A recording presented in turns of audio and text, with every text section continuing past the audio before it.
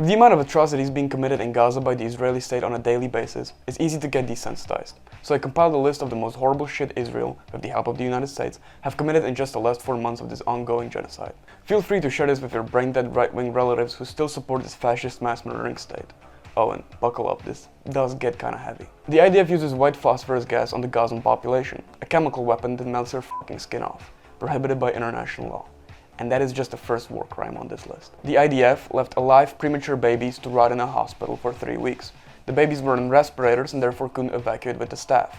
The IDF were informed of the babies and did fuck all anyway. So much for making up Hamas beheading babies.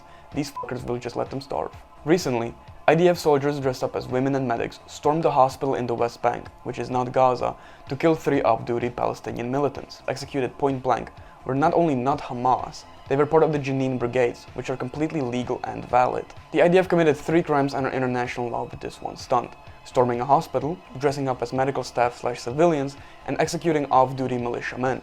Not to mention the illegal occupation of Jenin, West Bank in the first place. A follow-up to the last one, during the exact same hospital raid, the IDF murdered a paralyzed Palestinian child while he was sleeping in a hospital bed.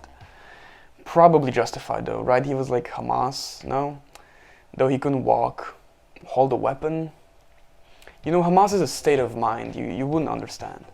As of the time of recording this, 11,500 children have been killed in Gaza. Their names you can see behind me.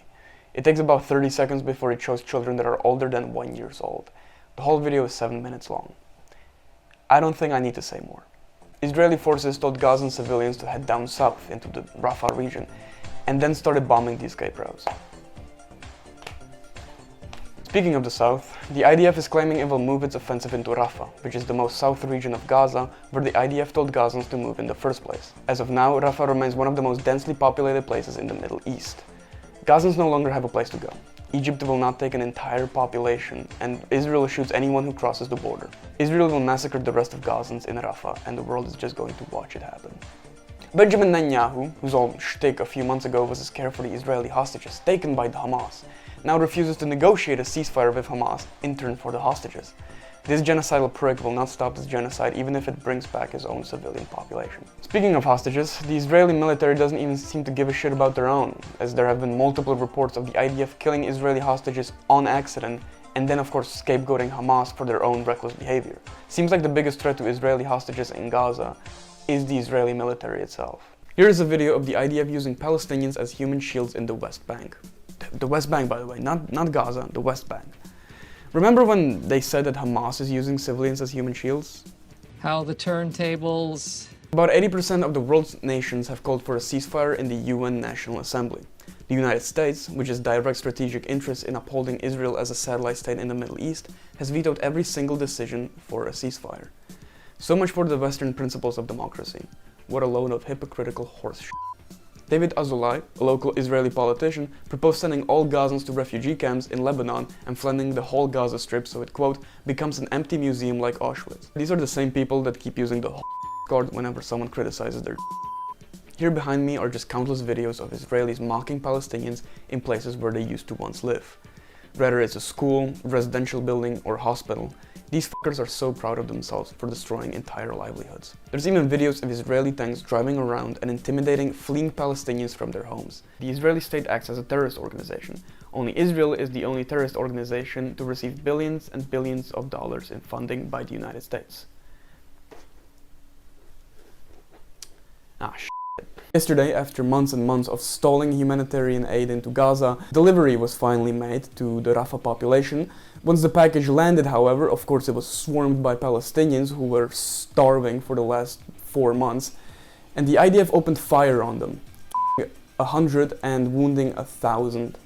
Of course, the IDF is currently trying to cover its ass for the fucking horrible shit that they just committed.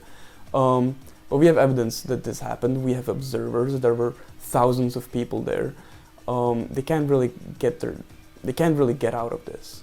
There are no more excuses for them, right? Before you could say that the bombings were necessary to get Hamas. But this was an open on thousands of people that were trying to get supplies. How can you fucking talk your way out of this? Not to mention the IDF purposefully stalling humanitarian trucks to enter from Egypt. and even bombing some of them. How fucking evil can you be? As both the Independent Human Rights Watch and the UNRWA organizations have both reported, Israel has been using as a weapon against the Palestinians in south of Gaza. One reporter claiming that every single girl and boy I met at the UNRWA shelter asked me for bread and water.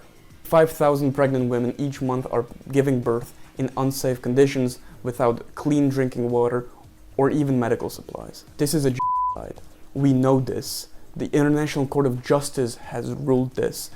Israel, since that ruling, has not changed their tactics. They have actually doubled down since then. There is no debate anymore about what's going on. There just isn't.